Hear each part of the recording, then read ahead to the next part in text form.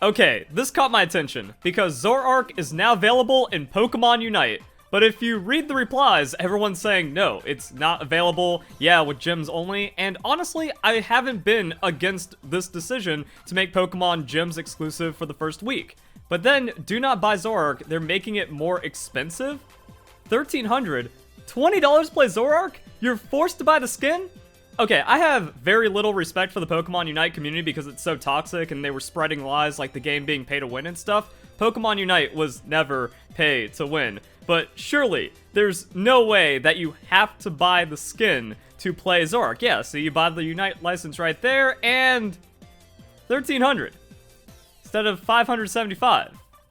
And if you go to Speedster, you're forced to buy it with the skin, and then you can buy it with Eos coins after a week.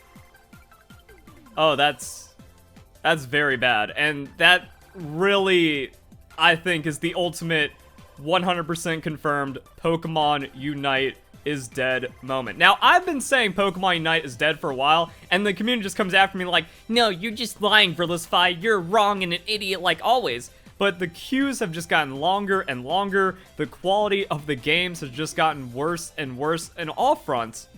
And I'm honestly genuinely surprised because I thought I was going to get into a bot game, which was kind of the big thing about this. Well, I guess I'm just going to play some Pokemon Unite because I still enjoy the game. Oh.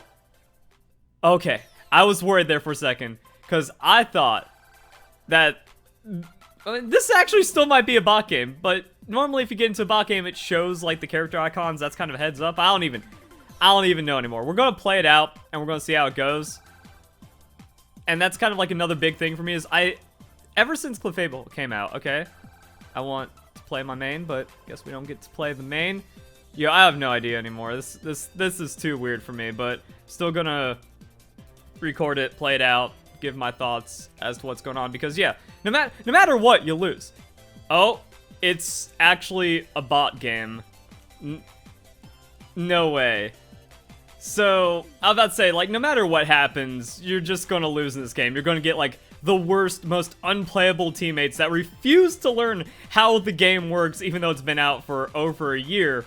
Or you're gonna get a bot game, which is just immensely, outrageously unfair. Like, the bots grief you now more than ever in countless different ways. Like, the enemy bots are stronger than your bots for no reason. But then your bots will, like, steal roles and stuff. I had it to where, like, I wanted to go bot. I called bot. And for some reason, there was 3 bots bot lane. And one top. And, like, one time there was 2 bots that were stealing jungle from each other. I just don't get to play a real game. That makes me want to play even more. Alright, and then we have the bot check, view trainer info. Everyone in the game is private, which is like the foolproof way. That's kind of like the other really scummy thing about the bot games over the last couple of months, is that they've been more and more obscured by the developers. Like, it used to be super obvious, but now it's like, wait a second, they're locking in their picks a little earlier. Seems like they're not as lagged out on the pad and like the lane assignments, and the way they grief you. The way they will legitimately grief you makes it feel like, oh, I'm just in a game with trolls, but no. You're just taken hostage, like hostage taking by the devs to put you in a worthless bot game.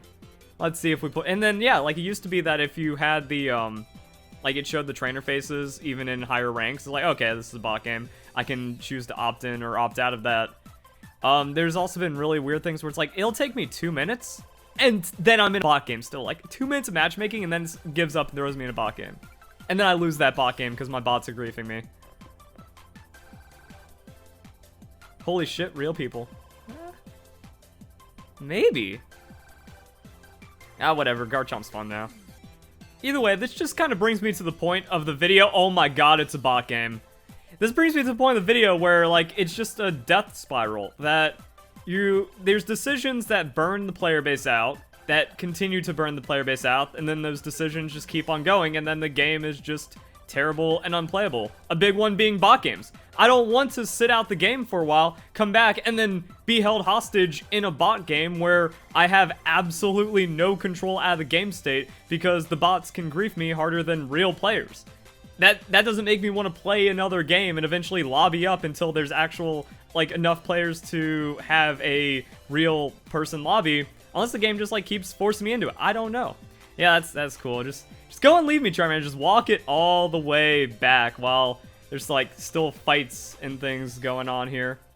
So there's nothing that really makes players want to keep on playing the game more. Also, I made a Smurf account. I was trying to just kind of see what that experience was like. And the new player or like low-level, low-rank player experience is also awful. All the beginner games, bots. Most of your Great Ball games, bots. Like, you don't get to play real Pokemon Unite in ranked, of all places, for an outrageously long time. And then the players that are like in Great Ball tier and expert tier and stuff, like, they're just so jaded and toxic because they are legitimately bad at the game that at that point you're getting an AFK every other game or so. It's pretty outrageous. And I had like, yeah, 1 in 3 games, even a little more than that. I was just like, oh, yeah, that's an AFK. Oh, that's someone just like instantly making bad plays, bad decisions, losing the game. So it becomes harder to rank up. So like, yeah, even if you are like MOBA experienced or you want to try to improve at the game and get better, it just doesn't happen. But it's also not just the bots that are a part of the death spiral. There's also just the progressively worse servers. Every time I play Pokemon Unite, it feels crunchier. It feels laggier. It feels like I'm dropping inputs for no reason. Now, that could just be the servers, because they have to cheap out on the servers and they don't put all the resources in to like properly make the game function for what little player base is left. But it could also just be like, for some reason, some Pokemon just stop functioning as good, and it's kind of inexplicable as to how or why that would happen. But it just makes it where like game quality is always worse. Every time I take a break from Pokemon Unite and I come back in, game quality is worse. The players, when I get real ones, are worse. The bots don't make it an enjoyable experience, and it feels like I'm dropping inputs and missing things where it's like, nah, I know what this game is like when it feels good, and something is definitely suspicious here. And I think that was kind of like the weirdest part. Was I played the Japanese beta like the month before the game came out, and that was the best experience I had. A non-native server playing from Seattle, which is pretty close to Japan, to be fair. But I was playing from Seattle to Japan, and that's the most responsive the game has ever felt. So if they're not putting the resources in to like keep the players that they have or make the player experience good, well, then they're going to lose players. And because of that, they're going to have to degrade the servers. And because of that, there's less players in the lobbies, so they have to put in more bot games. But the bots in master rank, veteran rank, like any kind of rank, just ruins the competitive integrity and further enjoyment of the game. So now they have to obscure it. And then, like, the bot behavior gets even weirder and makes the games less satisfying. And now you're in a death spiral. Every decision in these kind of ways harm the enjoyment of the game and the integrity of the game. But then that's less players, less money, and then the decisions keep on getting worse and worse. I will admit, the bots do feel a little better on this patch. Like, it doesn't seem like your whatever lane you're not in, like the bot, like your ally bot lane, loses 100% of the time for no reason. It doesn't feel like that anymore. But that's also kind of like a too little, too late kind of thing, because pretty much for most of this game, that if you got in a bot game, you were going to have to sweat harder than a real game, and it's just still in God's hands at that point if your bots are actually going to function properly and not just completely lose you the game single-handedly. But the problem is, like, okay, so that's good now, but the players that have already been burned by the previous bot experience, they're not coming back. They're not going to come back into the game and be like, oh, wow, this is actually playable. If I get a bot game, it doesn't ruin my day.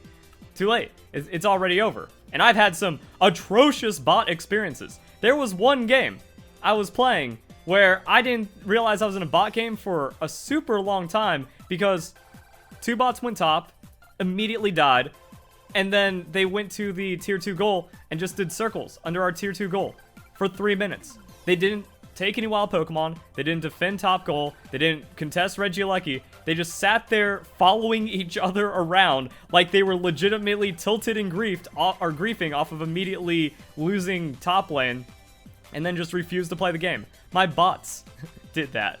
And then, like, I got to the end of the game, it was all private profiles, but it's like, how does that happen?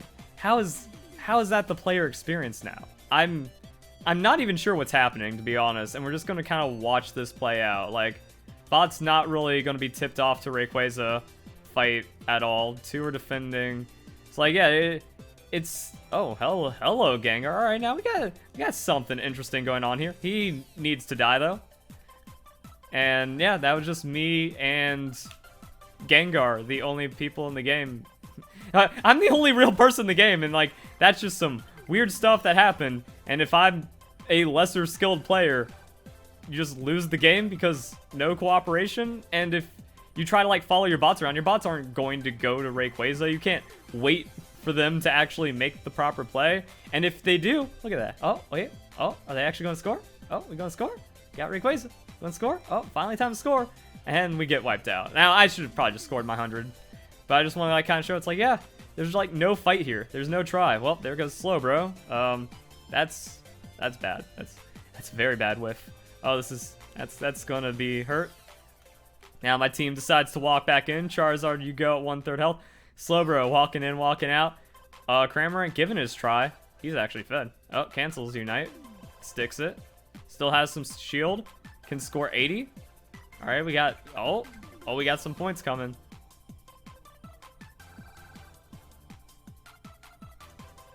That like forces backs on the enemy Pokemon. Those two just walking around. Charizard never pressing that back button, walking it all the way back to base. No chance for defending. And if you're in a more dire situation, or if you just get the bots that are like tilted for some reason, your game is done. Yay. We got the kill. But the saddest part about this, like, this isn't just some random dead time to be playing. Like, I am playing in the morning, but still, like, this game shouldn't only be children. The MOBA community is large, and adults do play this game, and adults do play Pokemon quite a bit. So, like, okay, we're playing in the morning, but it's patch day.